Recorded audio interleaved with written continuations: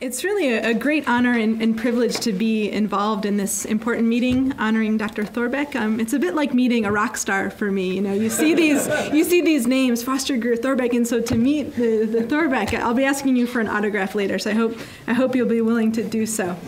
And it's also a real privilege to be in the same program as so many distinguished scholars in so many fields related to poverty reduction and measuring these sorts of things. So it's a great privilege.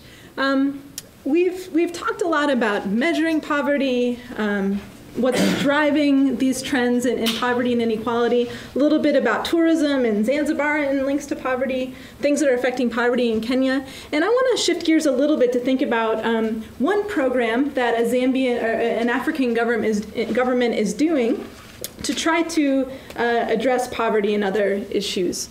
And so we're going to look at the impacts of seed subsidies on poverty and inequality among smallholder maize growers in Zambia.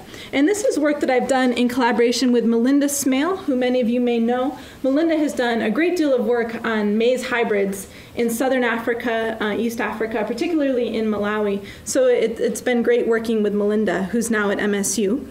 And I'm based at the Indaba Agricultural Policy Research Institute in Lusaka, Zambia, so that's the logo there. By way of introduction, as many of you may know, there's a real resurgence of input subsidies in Africa. These are targeted input subsidies typically for fertilizer and seed, and African governments are spending a lot of money on these subsidy programs. For example, in 2012, 7 countries alone spent more than $2 billion subsidizing inputs. And that $2 billion is actually just the fertilizer component. This doesn't even include the seed component. So spending a lot of money on these programs. Input subsidies were very common back prior to structural adjustment, SAP structural adjustment programs. These were universal subsidies back then. Now we have targeted subsidies. But during structural adjustment in the 80s and 90s, these universal subsidies were scaled back or in some cases eliminated. But now we see this resurgence. And so you might wonder, well, what's driving this comeback in subsidies in sub-Saharan Africa? Jane and Rashid have a number of propositions for this comeback. One is the Heavily Indebted Poor Countries program, which they suggest has relieved pressure on African governments' budgets and opened up kind of fiscal space to be spending on these input subsidy programs. Another important, I think, driver of this comeback in subsidies is a shift in donors' kind of mode of operation from conditionalities to sort of strings attached support to direct budget support, where the governments have more flexibility on how they use the money. Another driver, I think, is the so-called Malawi miracle. Some of you may have seen in 2007 a front-page New York Times article by Celia Duggar that said, "Ending famine simply by ignoring the experts." And so the Malawi miracle is this notion that Malawi has really turned things around in a dramatic way with respect to food security through an input subsidy program. And many other African governments have seen this and said, we want to do that too. There's a lot of questions on if this Malawi miracle is really due to the subsidy or not, but we can talk about that in the Q&A if you'd like. Rising global food prices since 2007 have also been an important driver. This has led African governments to think about food self-sufficiency now instead of thinking about trade. They see these input subsidies as a way of improving food self-sufficiency. And then this last one is maybe a bit controversial, but possibly a shift in the World Bank position from being very kind of anti-subsidy to coming up with this notion of a smart subsidy that was supposed to correct many of the problems of these previous universal subsidies. Many African governments have really latched onto this notion of smart subsidies as a way to justify subsidies in this new environment. The objectives of these programs in many countries are things like increasing access to inputs, increasing agricultural productivity and production, improving food security and incomes, and also reducing poverty. And there's also some political economy dimensions to these things. I'm not going to talk about that today, but Dr. Vanderwall here at Cornell and I are working on trying to understand some of these political economy aspects of the programs. In Malawi and Zambia, the government seemed to be using the subsidies to reward their supporters and to try to win votes. So there's definitely a political dimension. Now, getting to our study, there's a rapidly growing body of literature on these input subsidy programs in Africa, especially over the last 5-6 years. It's just exploding, the number of studies around this issue. But if you look at those studies, very few of them have actually looked at impacts on incomes, poverty, inequality. Mostly they've focused on, demand for commercial inputs, fertilizer, seed, and also the on-farm kind of productivity impacts, but less so on incomes and poverty and inequality. Secondly, although these input subsidy programs often include both fertilizer and seed, people tend to kind of ignore the seed component. Like, fertilizer is the more expensive part, but the seed is in there too, and people tend to sort of ignore it. And so our contribution is both looking at the incomes, poverty, inequality dimensions, and then also paying explicit attention to the seed part. So our objectives here, using Zambia as a case study, are to understand the relationship between these subsidies for maize hybrids and the impacts on various outcomes. So the income, depth of poverty, income inequality, and also maize production. And we think about that effect is coming through impacts on use of maize hybrids. And so our first objective is to figure out, okay, how does an increase in the quantity of subsidized seed received affect the amount of hybrid maize seed that folks plant? And then how does that then affect these outcomes? And so we can then put those two effects together to get the overall effect of the subsidized seed on the outcome variables. And then the policy implications are also an important dimension of this work. Where I'd like to go from here is to give you a bit of an overview of Zambia, for those of you who are unfamiliar with the country, and then a bit more background on input subsidies specifically in Zambia. I've told you a bit about those subsidies in general, but I want to give you some Zambia-specific info on those. And then we'll look at hybrid seed use and the trends therein. Just a real brief overview on data and methods, and then we'll get into the results and conclusions and policy implications. So Zambia, it's this green shaded country there, a landlocked country in southern Africa, my current home. Really enjoyed living there. It's a beautiful place. It's roughly the size of Texas, but with a population of 14 million, its population is about half the size of Texas. Texas is 26 million, so a pretty sparsely populated place. It's 64% rural, but even at 36% urban, that's quite a high urbanization rate relative to other African countries, and it's also urbanizing rapidly. Agriculture is the mainstay of the economy in terms of labor force participation. 85% of the labor force is working in the agricultural sector. And then in terms of GDP per capita, I know we've talked a lot about the problems with GDP, but just to kind of give you a benchmark, GDP per capita in Zambia in terms of purchasing power parity is about $1,700, what kind of puts it at the middle of the pack in Africa, and by World Bank standards makes it a lower middle income country. But of the 229 countries for which these per capita GDP figures are available, only 27 countries have a lower per capita GDP than Zambia. So it's still a very poor country by that metric. I should say something about maize, because the seed that's included in the subsidy is maize hybrid seed. Maize is life. Maize is food in Zambia. 84% of smallholders grow it. It accounts for 60% of the national calorie consumption in the country. And the vast majority of public spending on agriculture is going towards maize incentives. So subsidies for inputs for maize, so again, the fertilizer and seed, and then also a maize price support, so an output subsidy as well. 85% of government spending is going to these two types of programs. This paper is about effects on poverty, and so we should just take a look quickly at what the poverty rates look like in Zambia. These are headcount poverty rates at the national poverty line from 1996 up to 2010, and this is total poverty. So you can see from about 1998 there down to 2010, kind of a gradual decline over time. But if we decompose this into rural and urban poverty, you can see that the trends are quite different. Rural poverty has remained really stuck right there around 80%. They reduce it a little bit, but then it goes back up. Whereas most of the reduction has come in the urban areas, in the green bars there.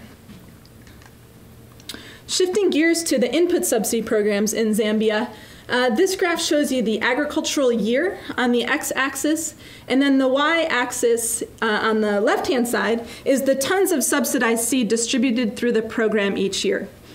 And the blue bars are those seed figures. I could have also put fertilizer quantities on this graph, but they're actually at national level distributed in fixed proportions, so the trend would look exactly the same. But you can see that over time, the quantities of subsidized seed distributed through the program have been increasing, right, gradually. And then from 2009-10, after that, it really shot up. Not coincidentally, there was an election in 2011. And so that's something that Nick Vanderwall and I look at is, what was going on there with that lead up to the election, trying to win votes perhaps.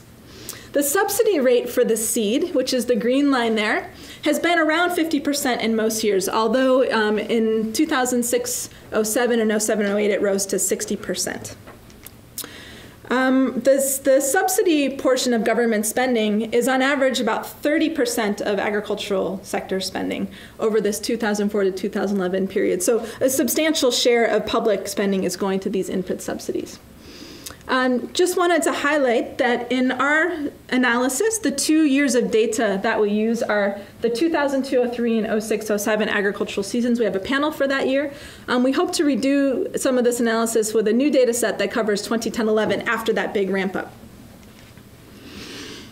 The program in place during those 2 years that I just circled, and actually up until 2008, 2009, was called the Fertilizer Support Program. It was then replaced by a program called the Farmer Input Support Program.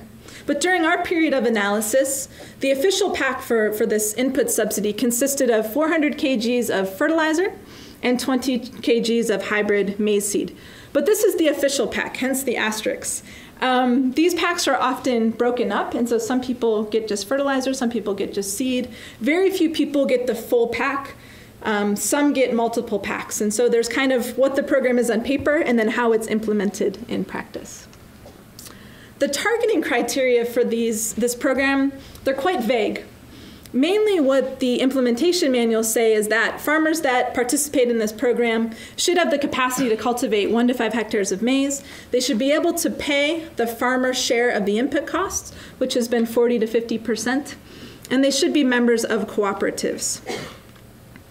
The objectives of the program are similar to those broad objectives that I talked about in the beginning, and among other things, the objectives are to increase maize production and productivity, raise incomes. And on the poverty thing, if you look in the manuals, it doesn't actually say anything explicitly about poverty. But this fertilizer support program is a PRP, a poverty reduction program. And it actually accounts for nearly half of the spending on poverty reduction programs in the ag sector. So my thinking is, if it's not trying to reduce poverty, why are you calling it a poverty reduction program? So I kind of think of poverty as an implicit goal. Hybrid seed use is increasing rapidly in Zambia. This graph shows you the percentage of smallholder households that planted maize hybrids each year from 2002-03 up to 2009-10. So from 2003-04 at 23%, it's risen to, I think it's over 40% now. This graph is a little bit dated, but a gradual increase in the use of maize hybrids in Zambia. The data that we use in this study are a nationally representative panel survey data set covering the 02-03 and 06-07 agricultural seasons. And there's roughly 3,500 maize-growing households in the balance panel that we use. Real briefly on methods, this is that same picture again of we want to know the effect of subsidized seed on hybrid seed planted, and then effects on these outcomes. And so in mathematical terms, we know that it's not just subsidized seed, S, that affects how much hybrid seed people use, right? Other factors also affect that. And in turn, it's not just hybrid seed planted that affects incomes and poverty. It's also other factors. And so we can write this equation there. And if we take the derivative of this equation with respect to the subsidy, so what's the change in, say, income given a change in the subsidy, we can invoke the chain rule for the calculus geeks in the room. So the change in income given a change in the subsidy is just the change in income given a change in hybrid seed planted times the change in hybrid seed given a change in the subsidy. And so that's kind of the way we go about the analysis here. We use econometric methods to estimate these two different pieces of the equation. panel data techniques, fixed effects, correlated random effects. Also, techniques to deal with endogeneity, such as instrumental variables control function approach. And I can answer questions about that in the Q&A. Our outcomes, remember, were maize production, which is straightforward. It's just kgs of maize harvested. For income, it's total household income from various sources. So gross value of crop production, but then value of consumption and sales of livestock and fish products. And then salary, so off-farm activities as well, salaries, formal and informal wage and business income, as well as remittances and pensions. And so we try to get as comprehensive a picture of household incomes as possible. The other outcome we look at is the poverty gap. And we've seen this a few times in the presentations over the last day and a half. It's essentially the Foster-Greer-Thorbeck poverty gap before averaging over the population. Our models are at household level, right? So we don't want to then take the average, but we're just using kind of the inside of the parentheses if you think about that FGT measure. So this poverty gap is equal to 0 if per capita household income per day is greater than or equal to $2. So we use the $2 per day poverty line. And then this poverty gap is equal to essentially how far away you are from that $2 a day poverty line if you're below it, expressed as a percentage. For income inequality, the first measure that usually comes to mind is the Gini coefficient, but that's a summary measure, for a given population. We couldn't quite figure out how to use that in a household level regression model.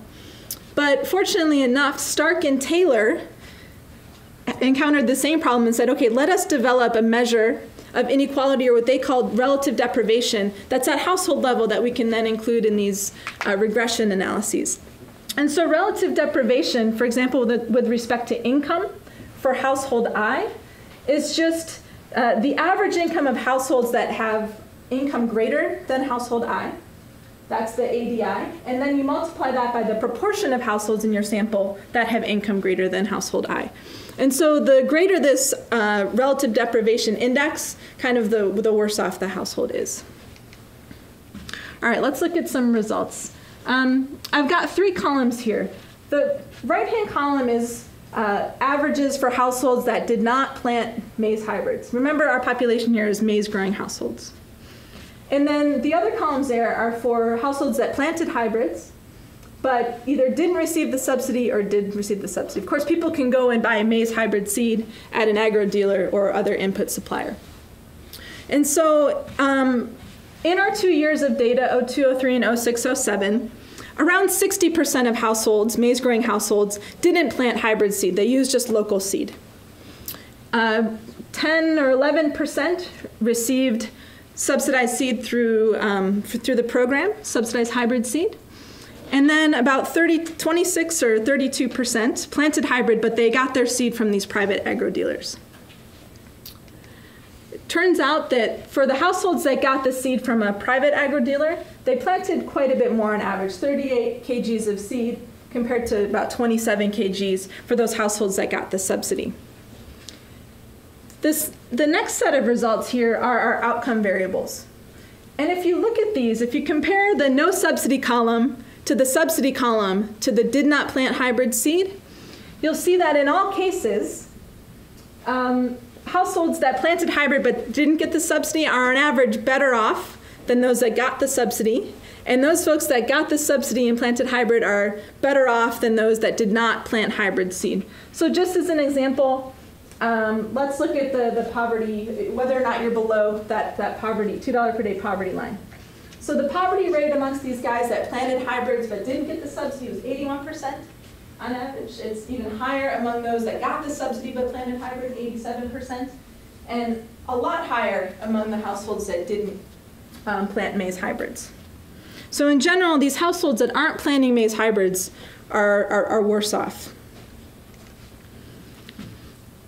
Getting into the econometric results, remember we kind of did this in 2 parts. We first wanted to estimate the impact of the subsidy on hybrid seed planted, and then the impact of the hybrid seed planted on the outcomes, and put those pieces together. So I want to take you through those 3 pieces.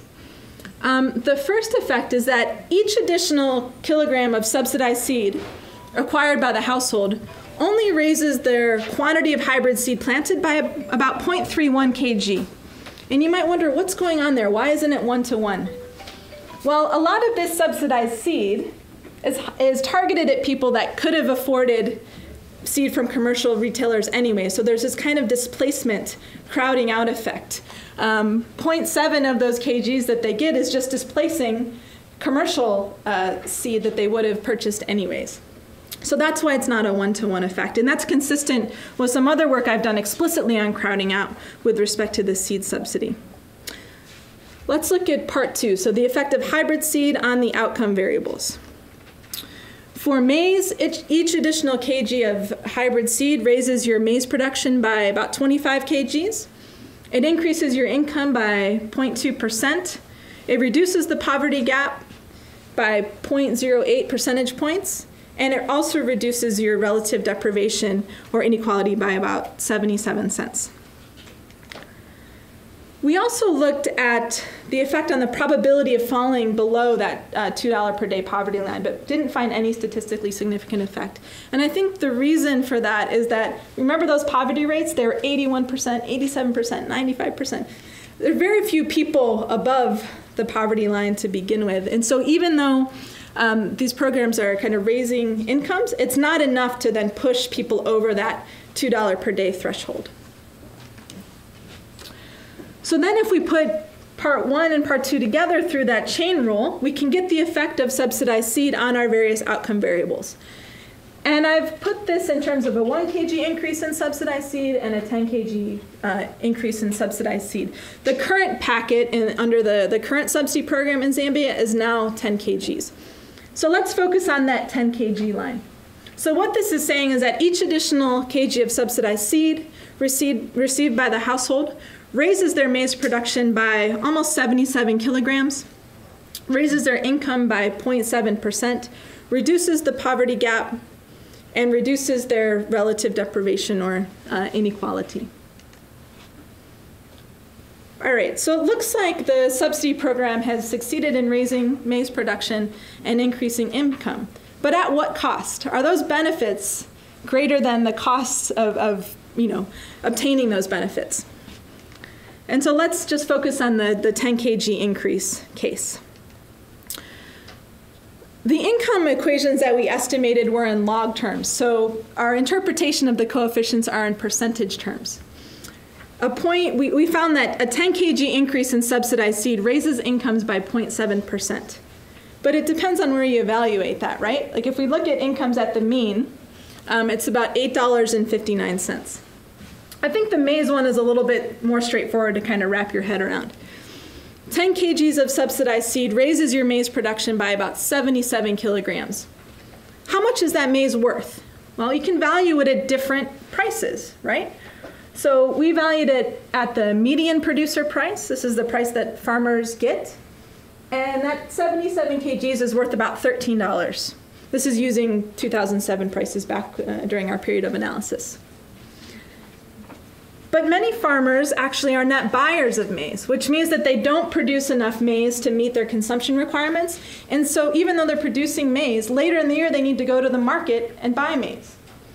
And so another price that we could use is the retail price during the hungry season. And that price is much higher, okay? So if we use that price and value the 77 kgs, that maize is worth about $21. Those are the benefits. What about the costs? In 2006-07, remember the subsidy rate was 60%. That means that farmers paid 40% of the cost of the seed. And that was about $6.50 for 10 kgs. Government covered the other 60%, but it's not just the seed that the government paid for. There's a lot of administrative costs, overhead, personnel. And so if you add all those costs together, it's about $11.27. So comparing those to the benefits, if we, again, I said the income one's a little screwy and I want to go back and revisit that, but if we focus on the benefits in terms of additional maize produced, then the benefits, either $13 or $21, are more than both the cost to the farmer and the cost to government. So this is a profitable proposition just based on kind of back of the envelope calculations. To wrap up, basically what we found here is that the seed component of the fertilizer support program raised maize production and incomes in Zambia. It reduced the poverty gap and income inequality as measured by this relative deprivation index, but didn't really affect the probability of falling below the $2 per day poverty line for the reasons that I explained. Recalling those descriptive results, folks that got the seed subsidy were relatively poor. They were poorer than those people that purchased it commercially, on average, but not nearly as poor as that far right-hand column of folks that didn't plant maize hybrids. And based on our back-of-the-envelope calculations, the seed component of the program seems to be a profitable proposition. Interestingly enough, I've done some other work with Tom Jane, a colleague at MSU, focusing on the fertilizer component of this program. And it turns out that that is not a profitable proposition. The benefit-cost ratios there are at most 0.7, 0.8. And we can talk more about why that is if you all have questions. As I mentioned in the beginning, the fertilizer component of these subsidy programs has been really the focus. Seed has been kind of ignored. And I think we need to change our thinking about that. This research suggests that there may be some good payoffs to the seed component. And so let's study that. Let's try to understand how to make it even better. And then finally, I think this crowding out issue of 1 kg of subsidized seed only raising farmers' use of seed by 0.3 kgs because of this displacement issue. That's a real problem. It's reducing the bang for the buck that you get from the subsidy program. And so that's something that I think, it's also an issue for the fertilized part, and I think something that warrants further research and thinking. So finally, what we want to do from here is see, do these results hold in that later period? Remember, the scale of the program continued to really increase after 2006. So is the program still having these impacts on poverty and whatnot since then? And then finally, what about impacts on other outcomes? What if we use the $1.25 per day poverty line instead of $2? Or what if we look at poverty severity? Or the great ideas about this multidimensional poverty issue? So this is where we'd like to go next. And with that, thank you very much for your attention and happy to answer questions.